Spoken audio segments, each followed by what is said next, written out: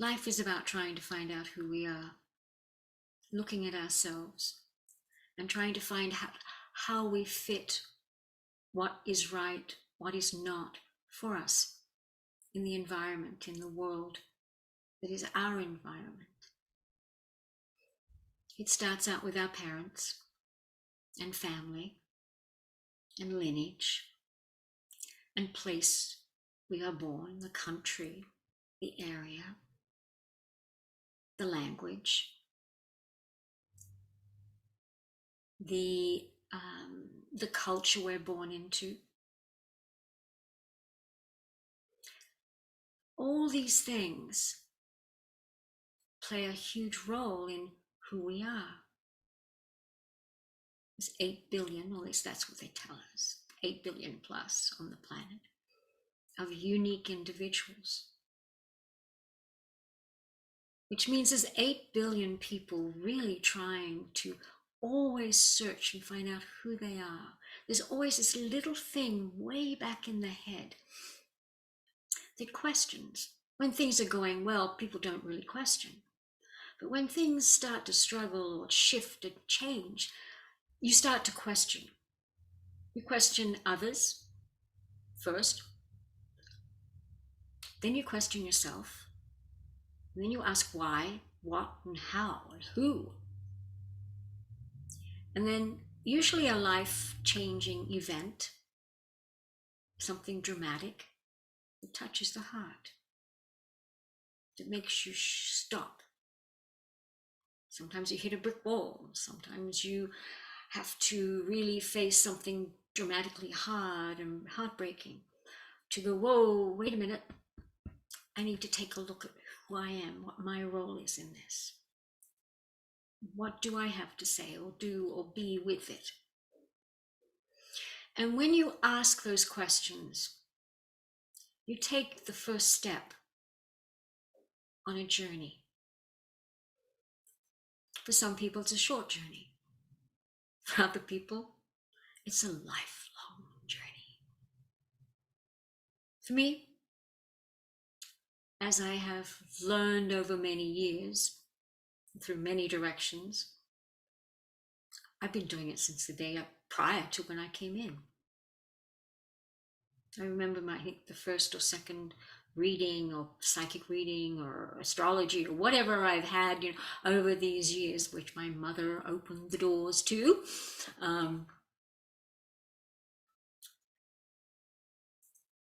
This person was going on and saying, well, you've got choices and you've got choices, blah, blah, blah, blah, life is this, blah, blah, blah. And then she looked at me and she looked at my chart and she's looking at whatever's, and this message just comes right through her. And she's looked at me, straight at me, and she says, you don't have a choice. It's what you are and who you are. That you have to do whatever it is. The only choice is how you do it. So my path has always been this: the searching, the learning, the whys and the hows. And so then the first place I looked, let me go back. When you go to see, besides yourself, looking, okay, who are you? And then who are those in the family? You usually don't worry about them until later. So you have to go and see a doctor, or you're looking for a therapist, or you're looking for a school, or something of import that has a great impact on your life. If it's a doctor, you're wanting to see all of his diplomas on the wall. You're wanting to know what he's good at, what he's competent at. Is he capable? Does he resonate with you to go and do whatever the healing or the work is with him? Same with any medical profession. Same with therapists. You want to see their degrees. Do you ask questions? Who are they? What's their experience? Why do they do this? Do you know anything else about them? No. A minister. Do you know anything about them? No. Only church that they're with, the town that they're with, whatever the story is that they tell you or what you say. Do you know the people? Do you know who they are? No. Do you know yourself? No. It's a journey. And usually the very first place people look is in astrology.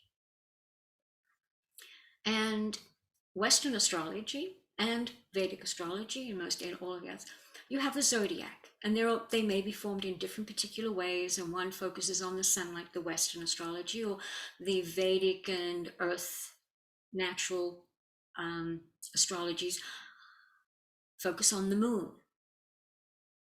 The natural resources, the natural cosmos is the main focus is the moon. In Western, it's the sun. But what's really, really interesting, once you get all the way into it and keep on going and going and learning and learning and learning, eventually they all say the same things in very, very different ways. And that's what I would like to share with you. Because when you get multiple perspectives of the same topic, it's really hard to deny something, most especially yourself. So when I was born, I came in as an Aries. And it was when I first learned, and didn't understand quite then, but when you're looking for a teacher or a guide or a therapist or anything who is going to have an impact on you, or you're going to have an impact on them, it is so important to know and to be who and how they think and work and are. Otherwise, there's confusion. And I have learned this the hard way. It's why I search. So to give you an idea of how and where and how I find me, because this is the same sequence that you can go through to find you. And it takes time. I was born an Aries. My ascendant is in Cancer.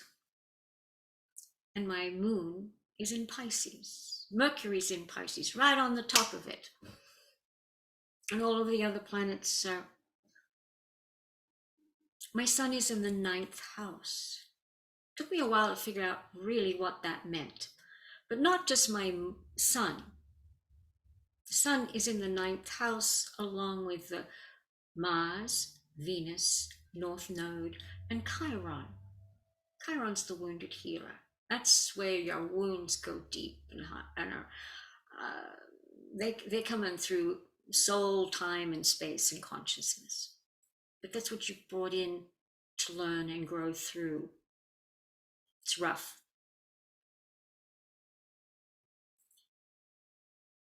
The moon and Pisces, the moon and Mercury, just on the other side, on the 8th house, right on top of each other. And then you have the mix of other planets. What the 9th house represents is that it's the house of esoteric teachings and wisdom and spiritual seeking. It is teaching and guiding and ancient, wanting to know more and more and more of the unseen world, of what is out there. And the moon and Mercury is about communication, and the moon is about your emotional body. And it's like, okay, this is where I learn to express, where I learn to understand what communication is through the feelings, the emotions, the senses, in this very, very simple terms. And then each year, each day they change, and so when you just have your solar returns, and things move through time and space each year, which is slightly different positions. But then where it starts in the natal is the anchoring. So I came in with this need to know, to learn, to be, to witness, to seek, and then to teach and guide. It's literally walking the path. That's how I came in to walk the path.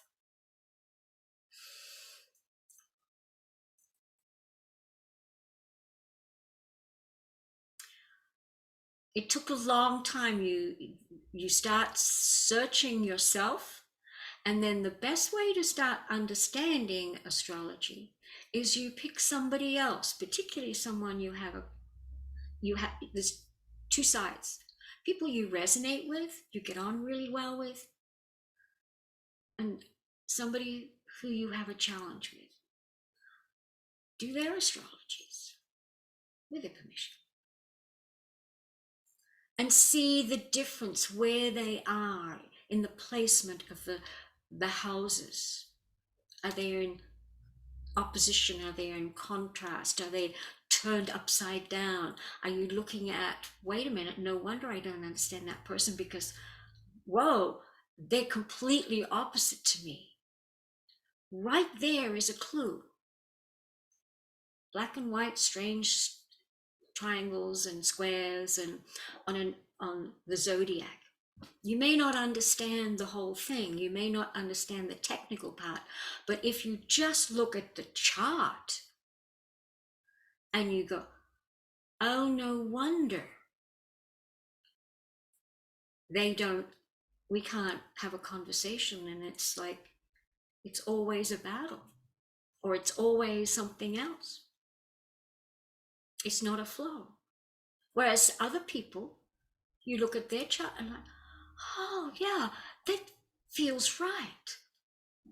This is a balance to them, wherever their position is. The storyline is there.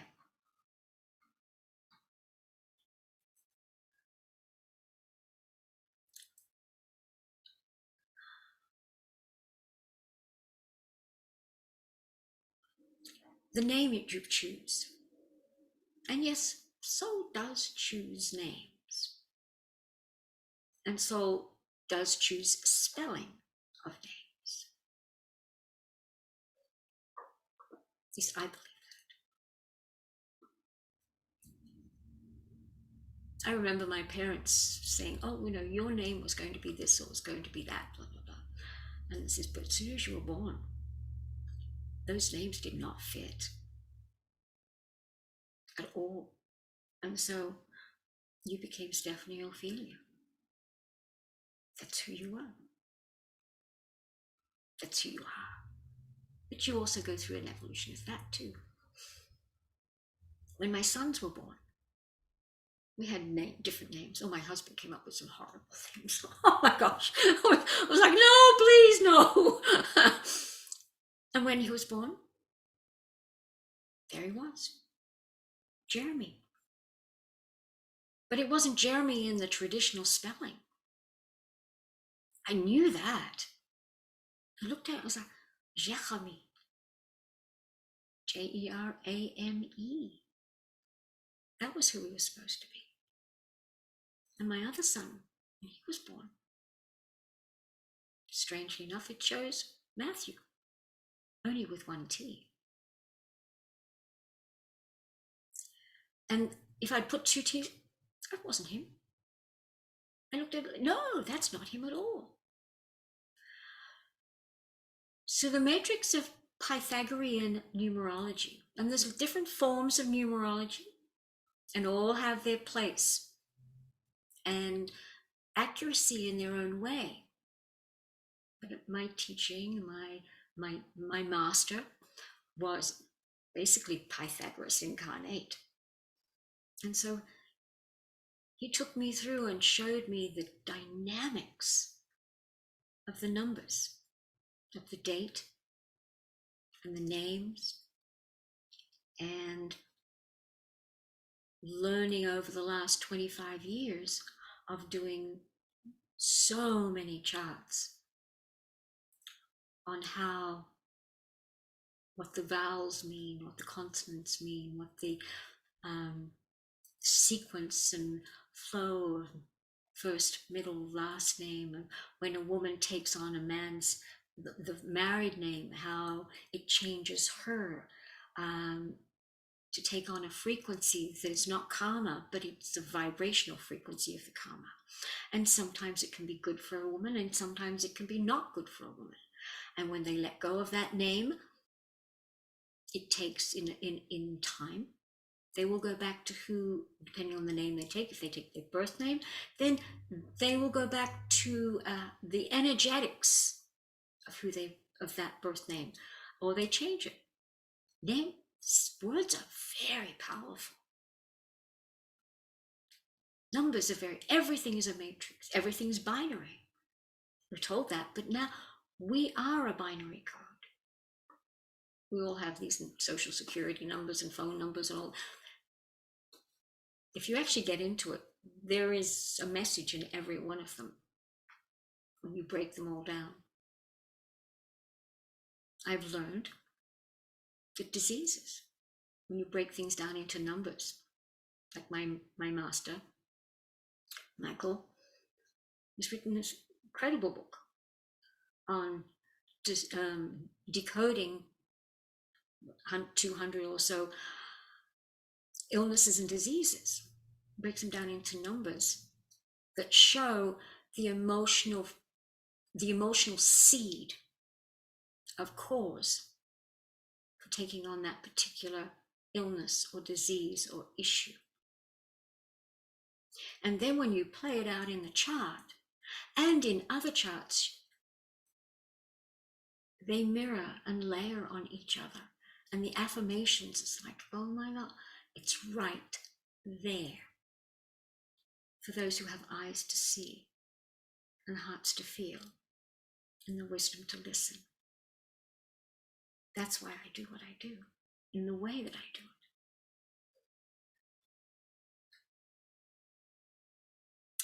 it. In the late 80s, specifically at the Harmonic Convergence in 1987, I was introduced to what the beginning of what I call the psychologies of the 21st century. And the first one is the law of time, and it was created, or not created, but brought forth and then embodied through Jose Arguelles. In the form of the 13 moon Mayan destiny seals, which comprise of 13 tones and 20 seals, which is the 260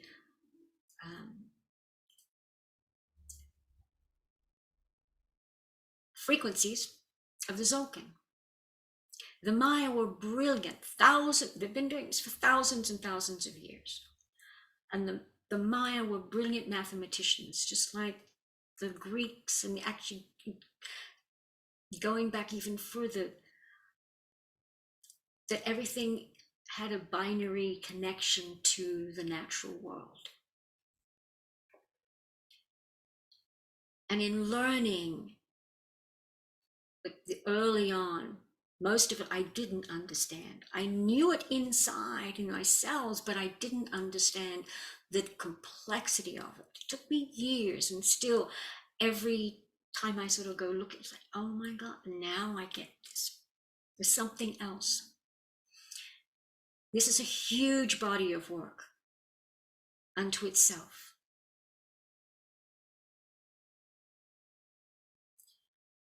One of the most important things I did learn, or had confirmation on, with learning about the hologram perceiver, is where I bring in information. Your brain, your head is broken into 4 quadrants: front and back, left and right. So you have 4 quadrants. And when you're working with the synchrotron, just all sort of binary codes and numbers and positives and negatives and dynamic and confusing and brilliant, and one day it just something clicks and goes, oh my God, now that's the piece I've been waiting for. I discovered that back here and back here is where I take in pre-conscious knowledge. So it's pre-conscious, continuing consciousness, subconscious, and waking consciousness and subconscious. And I get it before it's conscious. It's pre-conscious. And I could never figure out, how did I know this? How do I know these things? Where is it coming from? And this is where I got my very first inkling of it comes this way into me and through my mind. The brain is for me, the brain is a muscle. The mind is the vehicle that it comes into. The muscle of the brain activates it, and that, based on my knowledge, based on my consciousness, based on who and what and how it's all been programmed through my experience, it comes out and I pass it through. When I learned that, it was like a huge aha moment, because it answered where I was getting the information from my 9th house. It's connected with all of it.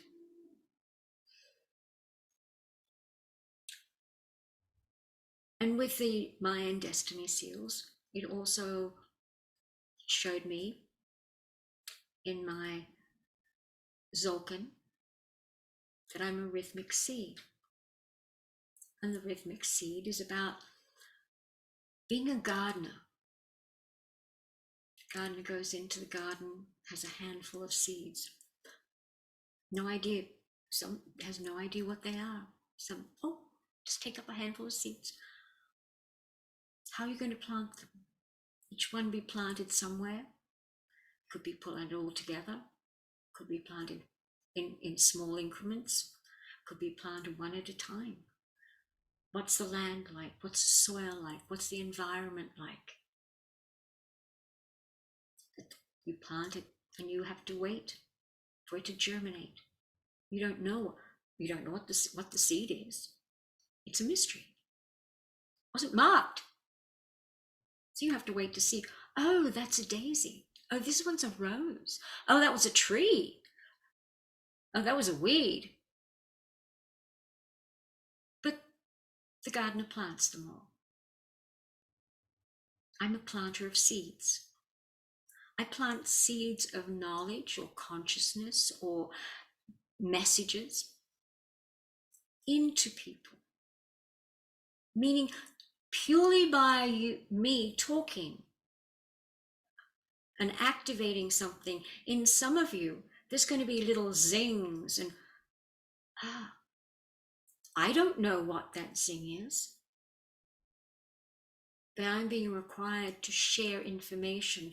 Whether it makes sense in the moment or whether it doesn't, that is not the point. The point is that one person out of 1,000 is waiting for a message. And I might say the right word in the right way, or the right intonation, or the right feeling, or something activates this, this, and this. And that's how the seed is germinated of knowledge, one at a time, within you, within me. To confirm how I see and how my brain works from the hollow mind perceiver in the Maya. What supports me? There's 5 in the destiny of seals and code. It's a blue eagle. And how does an eagle operate in the world? They fly very high, very expansive view, They look and search and seek until the moment that they see a mouse or a critter or whatever takes their focus. And then in a split second, it seems, they dive down and they're able to catch whatever that is and then fly off. That's sort of how I get information. It's not there one moment, and then it's there, and it goes right through, and I pass it out. On the opposite side of the destiny seals is the white wizard. And the white wizard is about timelessness. And it's earthy. And it's sort of a magic, but it's not. It's an oracle type of magic, an oracle type of passing. But it's about timelessness. And that's where my challenge and what's challenges you strengthens you. And in the 3D world, you want to stop, and you want to get it clarified. But that's why I'm pushed. The wizard pushes me to keep going beyond, go deeper, go further, and back and back and back. And so in a reading or a chart or just knowledge, I keep on going and going, and I'm seeing, oh my God, this is going on forever. Because that is what time and consciousness is. There's no limit on it. We are the limit. And so my mind and brain, it just keep going. And of course, most of the time, it's way too much for people.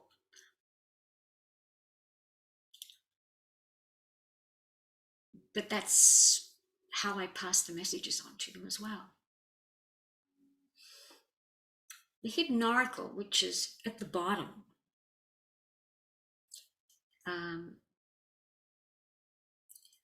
is the galactic navigator, the galactic earth. And the red earth is about navigation.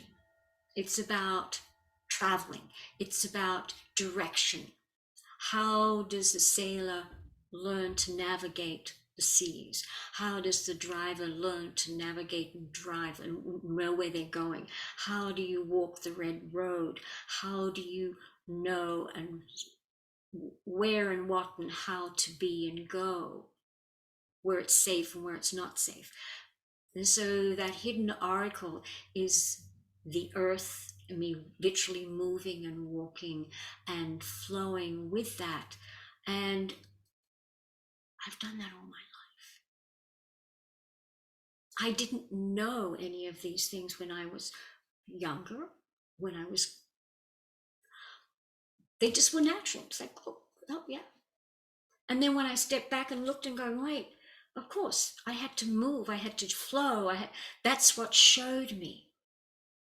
For me, it's not being static.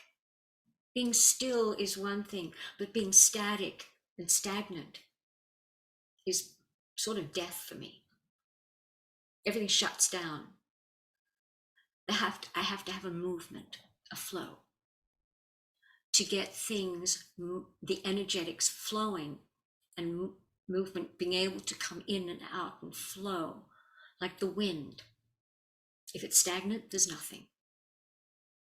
And so I've learned to trust that. And then my guide, which is at the top, because of being a rhythm, the rhythmic tone of 6, I am my own guide. So what does that mean? I have to follow me. I have to make my decisions. I have to go deep inside and make the good choices and a lot of questionable choices. No, I don't want to do that. I don't want to do that. Let the ego come in and I don't want to do that. But when I make the choice that is the highest one, that I'm listening to the right part of me, oh, it's quite amazing how it just flows. Oh, that's what happens.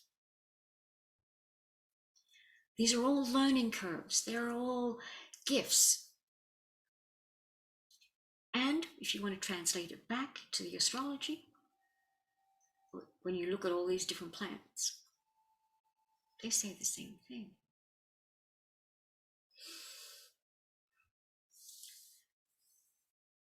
It was a little bit later in beginning of 89, 90, Ra-ur brought in or began to bring in what's known as human design. This is the other number 2 of the psychologies of the 21st century, as I call them. And in human design, once again, you use your birth date and time and place. And all of these start with the same thing: the day, time, and place of your birth, your incarnation on this planet.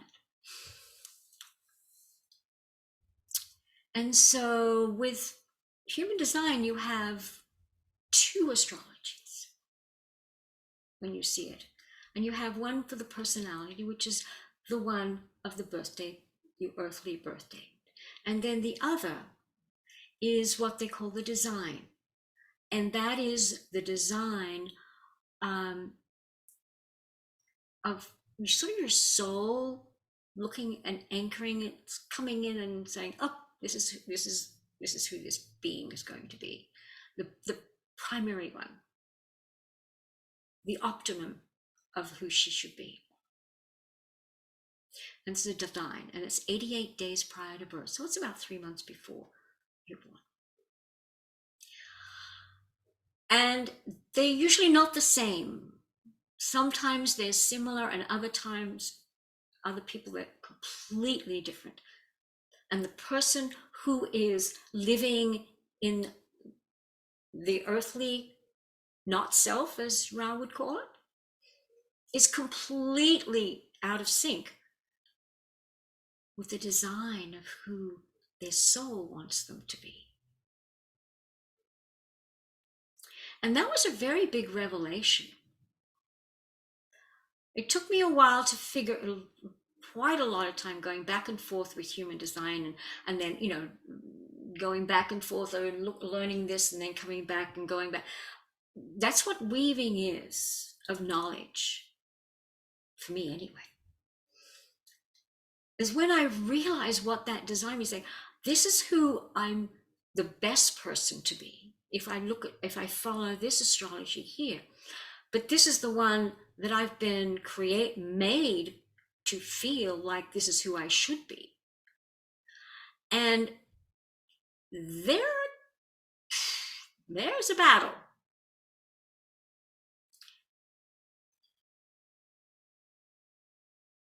The things that come in that are important,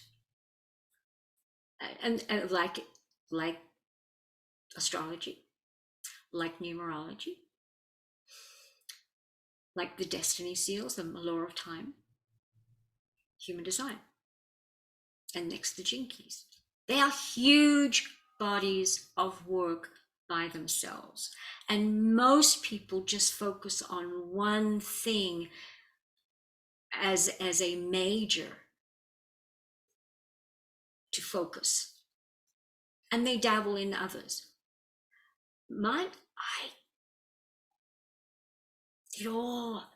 Over the years, I learn more and more and more and more, but not in one single. It's how the weaving comes together. That's how I work. There are many people like me. They don't perhaps think the same way I do. But that's why education doesn't work in the systems we have. Because it's not made for people like us. Because we are too awake, too aware, too large. We don't want to be in a box. And society, business, and education want to put you into a box that they can control.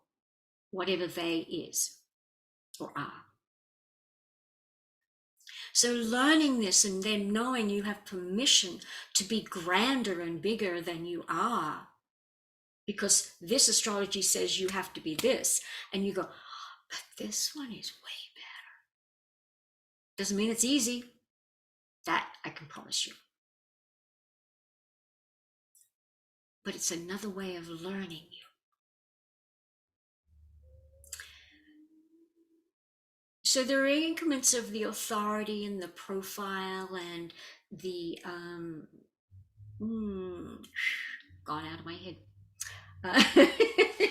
Holy mama.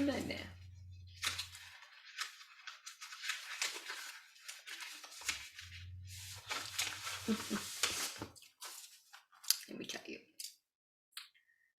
You have your type, the definition, the strategy, the profile, the inner authority, the not self, and your incarnation cross. And so those 6, 7 items really tell a lot. Who am I? We've gone through the astrology, we've gone through the numerology, you've gone through the destiny seals, and then you get here. What type of person are you? I'm a manifester. Interesting. And a manifester is somebody who informs, needs to inform, and takes in information to inform others.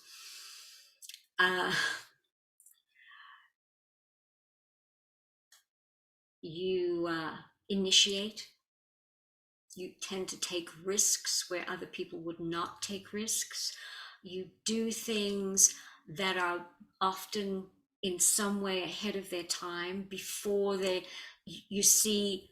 It's not that you see and respond to anything, because that's not a manifester. You literally bring it out of you. And it can be positive and it can be not. The innovations, the real innovations, they are activated through the manifester of that idea or how it's played out. And then everybody else, all of the other increments come in to make it into a reality. But not everybody can initiate that the way a manifester does. And my manifesting is through creative and outlets, through dance and painting and sculpture and theater and television. I mean, I do things differently too, before their time in the past. Yeah. But you also have to know how to operate it, because if you try and initiate too much, people get upset because bringing in the wrong vibe, when you're doing things and thinking you're egoic. Well, sometimes it can be, but not all the time. It's just like, it's easier to do it yourself. Sometimes you have to inform, let people know, may I do this? Or is it all right if this happens? To let them know that something's coming. It took me a long time to understand that one, because I just go about it. But then years later, I learned. Somebody said, I bet you think you're a manifester. And it's like, yeah, you are. However, you've got 2 splits. You split. You're also a projector. So on one form, you manifest and create. And on the other, you're a projector in your everyday world and how you work and connect with people. And the projector is one who needs to be invited in. Manifestor informs, and the projector needs to be invited in to know that they've been accepted, to know that what they have is valid, that the timing is correct. And if they are not, nobody invites them in. Nobody sees that, which often happens because the vast majority of people are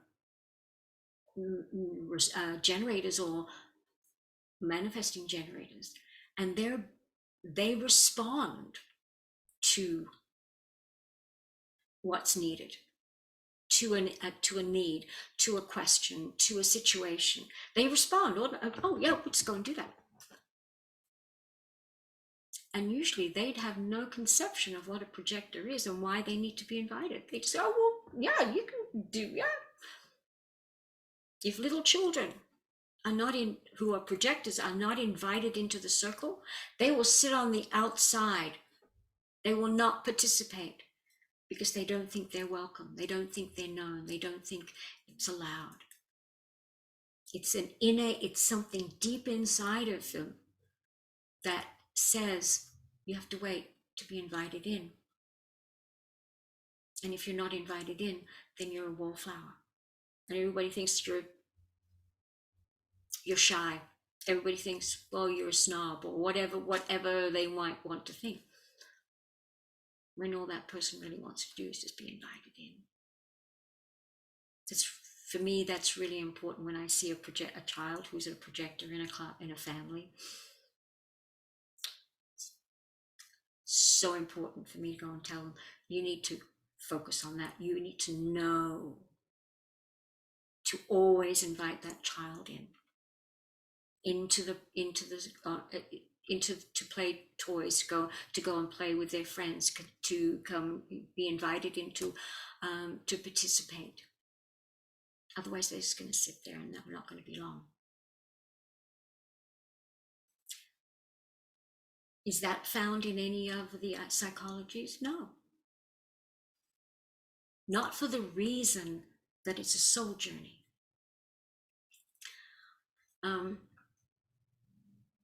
So learning that was a huge one for me. So you have a profile, and we have different ways of experiencing the world. And this is based on the I Ching that was all part of human design, and all of the other modalities have been weaving of the ancient Chinese divination of destiny. And the profile is 1 2 1 3 3 1 4 6 5, they're all different combinations, and I'm a 4/6. And so I inform and I put it out there and connect and network and have group, to the bigger place. And the 6 is about being a role model. But the role model is made up of the first 30 odd years of experiences. 30 to 50 is about honing and understanding the depth of what those experiences are, what your life has been about, what you're going to take on, what has not been good, what has been good, what is valid, what is not valid, however you want to go and describe it. But between 30 and 50, there's another whole cycle of understanding and learning, and you're still getting there. And when you get to 50, you haven't got there. Believe me, you have not got there.